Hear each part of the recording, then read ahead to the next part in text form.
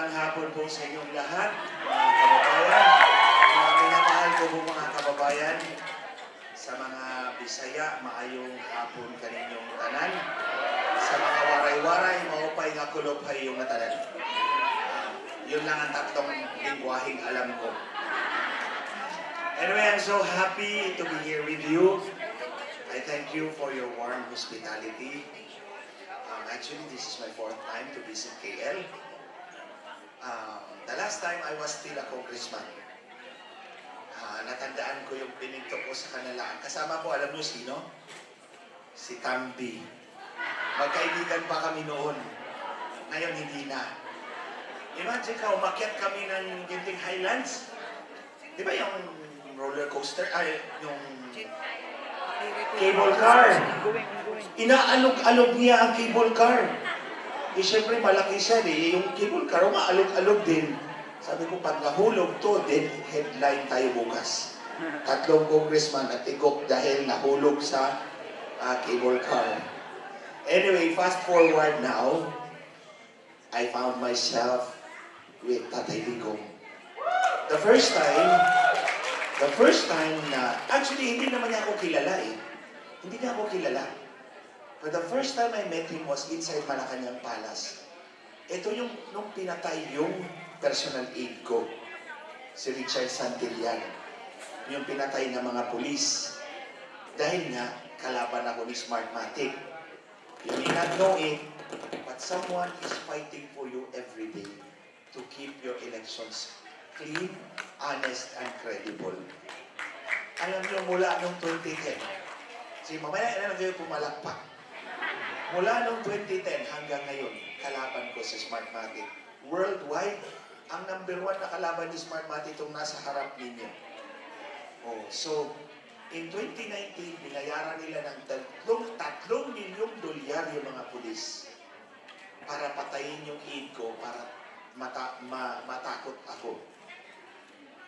Nilagyan nila ng droga yung sasakyan ko, nilagyan nila ng droga ang bangkay ni Richard Santillan. Tapos, doon sa palasyo, nauna ang mga pulis na mag-report sa kanya. Pero, miniting pa rin ako ni Presidente. At ang pamilya ni Richard, at ito ang sabi niya, anong gusto mo? Sabi ko, sir, paimbestigahan mo lang yan sa NBI. Okay na ako. The next day, sumulat si Attorney Dante Giran sa PNP. Hiningi lahat ng ebidensya. That's why alam ko na si President Duterte hindi nag-utos na patayin yung mga drug addicts. Kasi siya ang nag-utos sa NBI, imbestigahan niyo yung mga pulis na yan. And 2 Fridays ago, na-convicted yung 8 pulis. Nagkaso kami ng 7 taon. Ako yung abogado, ako yung prosecutor doon. Napakulong ko sila, 8 pulis. 2 ang pinatay nila, 2 reklusyon, perpetua ang sentensya nila. So pinakita ko sa mga pulis na hindi takot ang mga Pilipino sa inyo. Lalong-lalo na yung mga abusadong pulis. So fast forward, no 2024, I remember, January 24, 2024, pinatawagan ako, pwede pa daw ako magsalita doon sa unang maisog rally sa Davao. Siyempre, tinitingnan ko yung utang na loob ko kay President Duterte. Ang sabi ko, anong sasabihin ko doon? Ang sabi nila, you know what you do best, do it. Siyempre, labhan si Lisa Marcos sa harap ng publiko. Oh, itong mukhang halimaw na to. O yun. So nabuo yung TAPS, nabuo yan yung maisog. Ang maisog stands for transparency, accountability, peace, and security. You know, public office is a public trust. Hindi yan hereditary title na susundin ng anak mula sa kanyang ama. Ito yung gusto mangyari ni Lisa Marcos. Na yung anak na naman niya ang magpapalit ng pangulo ng kanyang ama na walang kwenta. Walang ginagawa kundi magdruga. Oh. So, being public office, being public trust, kasama doon, kaakibat doon yung transparency. Pag sinabi mong transparency, open yung action mo is ma-examine ng taong bayan, di po ba? Tulad nitong budget na to. Itong budget na to, tinanungan, meron nang nagsabi na mali daw yung sinabi ni Saldico na si Marcos nagpapa-insert sa budget. Kasi hindi daw nag-i-insert ang presidente sa budget. Mali po yun. Nag-congressman naman po ako. Ang budget po natin, kung maalam lang ninyo, 3 libro yan, ganyan kakapal. Ganyan kakapal yung budget natin, iniisa-isa lahat ng item doon. That's part of transparency. Pero, ayaw ni Marcos isingit doon sa National Expenditure Program kasi pag nasa NEP ang budget, si congressman ang hihingi ng TOM. Hindi si presidente. So pag nilagay mo sa National Expenditure Program ang budget, ang congressman, kung saan distrito nilagay yan, siya ang sisingid ng kickback. Kaya hindi nilagay ni Marcos ang budget na gusto niya sa NEP, in-insert niya. Kasi pag in-insert, kung sino ang sponsor, proponent, siya ang tatanggap ng kickback. Totoo ang sinabi ni Saldico. Nag-insert si Marcos na mahigit 100 bilyon bawat taon. So kaya yung sinasabi ng Marines na 805 billion, naniniwala akong totoo yan. Pero, sa tingin nyo ba, kaya ng congressman ilusot ang 805 billion? Hindi kaya ng congressman yan. Meron pang isang mataas na nag-facilitate yan. Walang iba, sa paningin ko, si Marcos yun. Si Marcos yung mastermind. So yan ang ginigiit natin ngayon, transparency. Kailangan natin i-audit yan kung nasaan yung pera na yan. Mali-maleta, di ba? Pati si George Garcia, binigyan yung eleksyon natin. Kaya yung talo, nananalo pa rin. Para si Lazarus. Di ba si Lazarus namatay na? Tapos nabuhay ulit. Nung kandidatong natalo, siya pa ang pinaupo. Alam nyo kung sino yan. Hindi ko lang pangalanan. Mami ko nagsabi ha. So, kaakibat ng transparency is accountability. Mananagot ka doon sa ginagawa mo. So ito, dapat papanagutin natin si Marcos dahil hindi naman, do you really believe na yung mga luggage na pera exist in a vacuum? Do you really believe na gawa-gawa lang yun ng mga Marines? Hindi yun. Totoo yun. Dati sa panahon ng ibang presidente,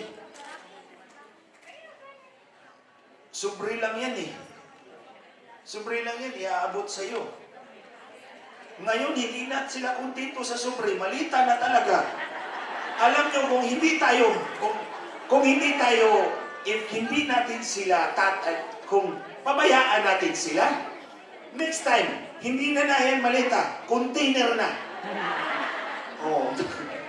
Maawa tayo sa sarili natin, sa mga anak natin, o mga apo natin. They cannot fight for their future. Tayo yun. We are the ones fighting for them. And I'm very happy, I'm very grateful that you are here. That's what Maisog stands for. Transparency. Lahat ng ginagawa ng gobyerno, dapat makita natin, dapat walang tinatago sa atin. Dahil pera natin yan. Every time nag-relimit kayo, may tax yun. Kahit yung mahihirap na bumibili ng noodles, may buwis yun. Value added tax. Ang petrolyo, stock na nila yan, 3 months ago pa yan eh. Pagtaas ng presyo, biglang tumaas lahat. Doble-doble na yung kita nila. May excise tax pa yan. May buwis yan. So everyday tayong lahat pinapahirapan. The least they can do to us is be transparent sa paggastos ng pera ng gobyerno. Be accountable kung kailangan mo managot. Si Marcos, hindi nila pinapanagot. Si Inday Sara, dinidiin nila. Ano yun? Walang hustisya. Mamaya, ibang usapan yan. Oh, peace and security. Peace and security, alam niyo ba?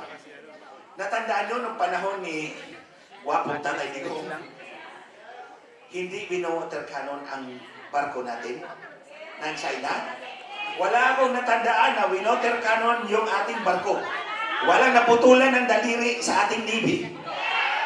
Wala, di ba? Pero sa panahon ni Marcos, naputulan ng daliri yung wino-water cannon ng ating mga barko. Bakit?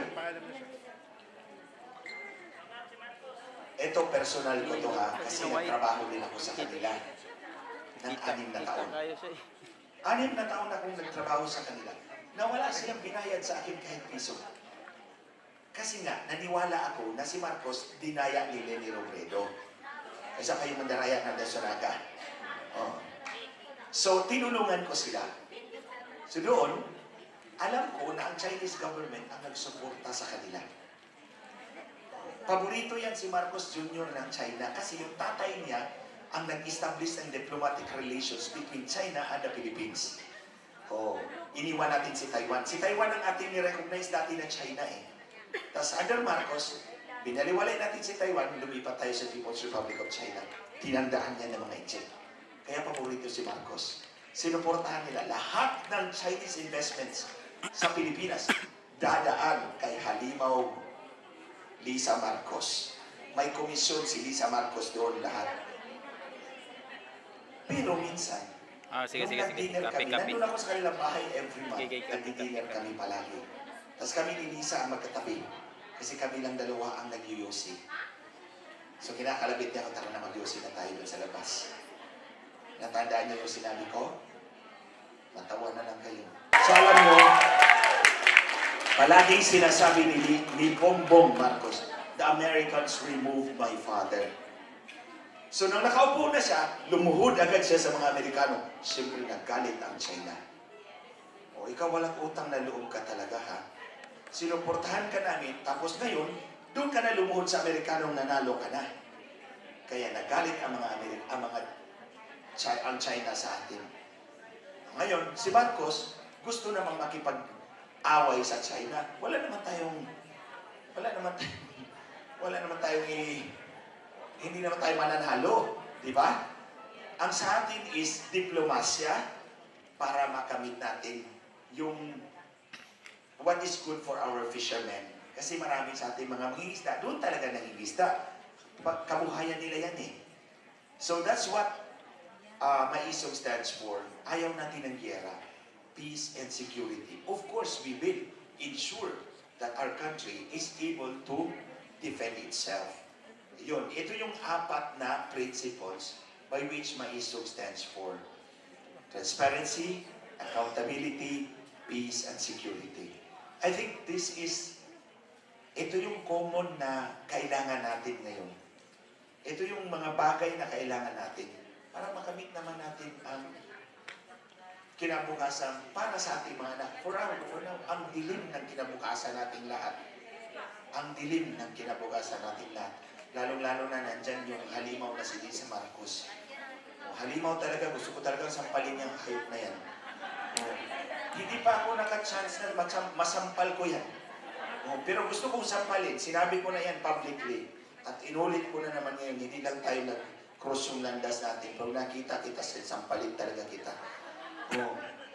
So, I hope that we will keep fighting for our country because we only have one country. Isa lang ang barko natin. Huwag natin hayaang lumubog ang barko na yan. Kasi wala tayong mga salbabida. Hindi tayo tulad ng mga oligarchs na may pangalawang passport, may pangatlong passport. Ako isa lang, passport ko yung brown lang na Pilipinas. Pag lumubog yung bansa natin, lubog tayo lahat. But if we keep fighting, ito ha, you never know that victory is just around the corner. If we don't keep pushing, we will never reach the corner and we will never reach victory. But if we keep pushing, one day we will reach the corner and we will see victory. So that's what MAISOG stands for.